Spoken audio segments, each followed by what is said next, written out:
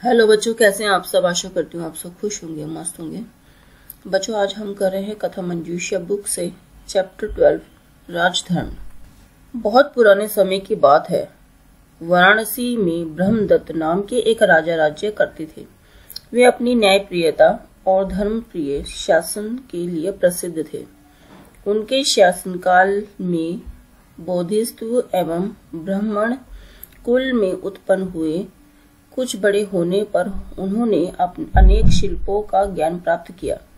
फिर ऋषि प्रव्रज्या धारण कर वे हिमालय के रमणीक प्रदेश में चले गए और कंदमूल फल आदि का सेवन करते हुए तपस्या में लीन रहने लगे। यानी जो फल और कंदमूल खाकर वो अपनी तपस्या में मगन रहने लगे। ब्रह्मदत्त विवेकशील राजा थे। वह सत्य असत्य उचित अनुचित का हमेशा ध्यान रखते थे। वह अपने राज्य में वेश बदलकर घूमते थे। प्रजा के दुख दर्द जानते थे।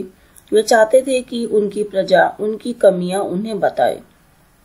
वे जिससे भी बात करते थे उससे राजा अर्थात अपनी कमियां जानना चाहते थे, पर सभी लोग अपने राजा की अर्थात उनकी प्रशंसा ही करते थे। कोई भी उनकी बुराई नहीं करता था।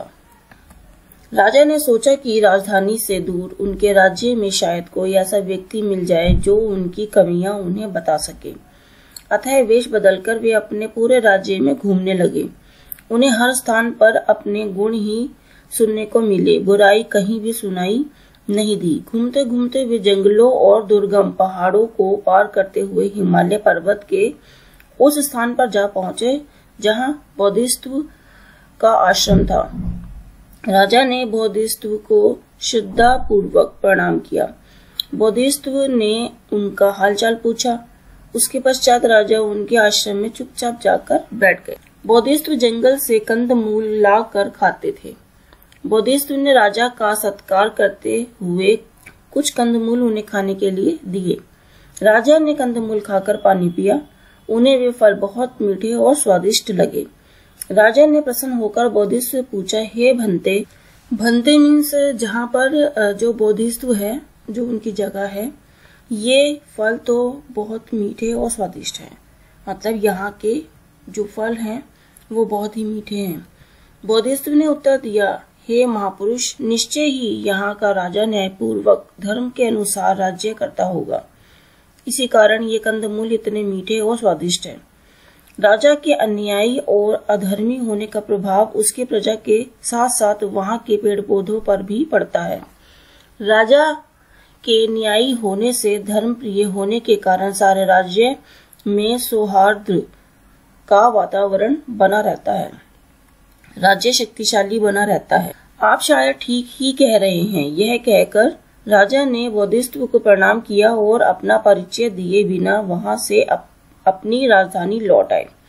राजा बोधिसत्व की बात की परीक्षा लेना चाहते थे। मतलब जो बोधिसत्व ने बताया था कि जो राजा होता है, जो जिस राज्य में वह रहता है और जो उसकी प्रजा होती है, अगर राजा अच्छा है, राजा न्याय करता है और कोई भी अत्याचार नहीं किसी पे होने देता और सारी वातावरण पूरे अपने राज्य में सिर्फ खुशियां और सुख शांति बिखेरता है, तो जो वहाँ के पेड़ पौधे भी होते हैं तो उनका असर भी उन जो ये सब करते हैं उन पर भी ये पड़ता है।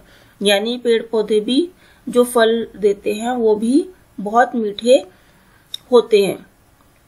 तो अब राजा क्या कह रहे हैं कि जो ये बोधिसत्व ने हमें बताया है, देखते हैं ये कितना सच है और कितना झूठ।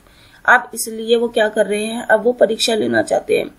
इसलिए उन्होंने सोचा, अब मैं अधर्म और अन्याय पूर्वक राज्य करूंगा और देखूंगा कि बोधिसत्व के इस विचारों में कितनी सच्चाई है।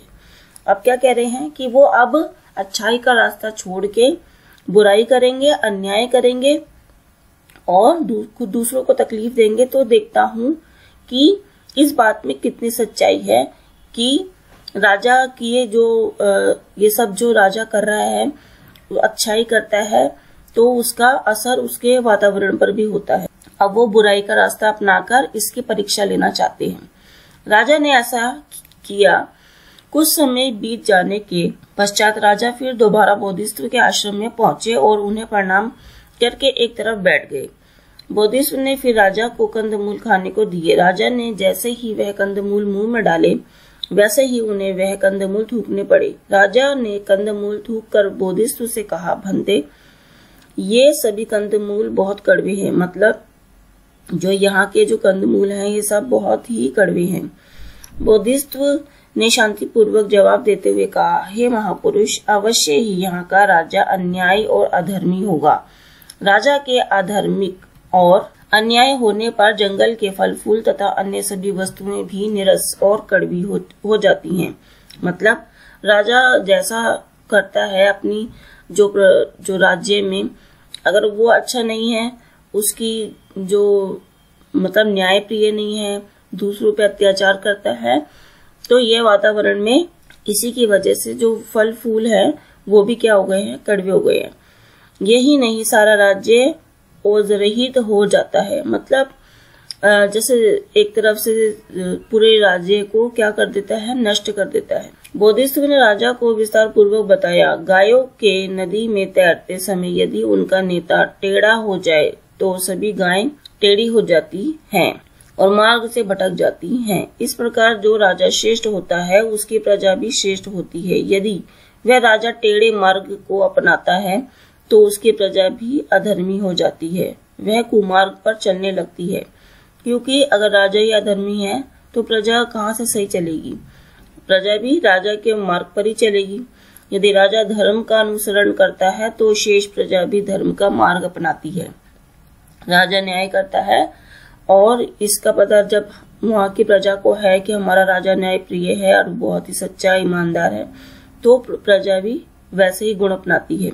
लेकिन जब राजा भी अन्याय करता है, अधर्मी है, अत्याचार करता है, तो प्रजा भी अपने राज्य में वैसे ही करती है। दूसरों को दुख तकलीफ पहुंचाना, ये सब राजा के कारण होता है। राजा के न्याय और धार्मिक होने पर ही राष्ट्र सुखी होता है। यानी अगर राजा धार्मिक है और बहुत ही अच्छा है तो जो पूरा जो उसका राज्य है वो सुखी होता है। बोधिसत्व से यह ज्ञान प्राप्त करके राजा ने अपना असली रूप प्रकट किया। उन्होंने विनय पूर्वक बोधिसत्व से कहा, भंते, मेरे ही कर्मों के कारण कंदमूल पहले मीठे थे और अब कड़वे हो गए।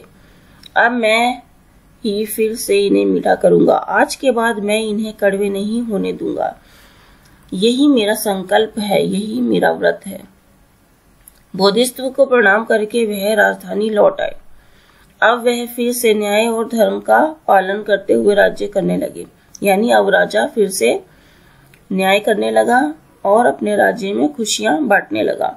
उनके अन्याय होने के कारण राज्य में जितनी कमियां आई थी, मतलब जब राजा ने अन्याय शुरू किया था और जिसकी वजह से वहां पर जो सिचुएशन गलत हुई थी, जो कमियां आ गई थी, वे सभी सुख समृद्धि में बदल गई और वो अब न्यायप्रिय राजा बन गए। ओके बच्चों, आज हमने ये चैप्टर कंप्लीट कर लिया है और आशा करती हूँ आपको अच्छे से एक्सप्लेन किया हो, आपको समझ आ जाए।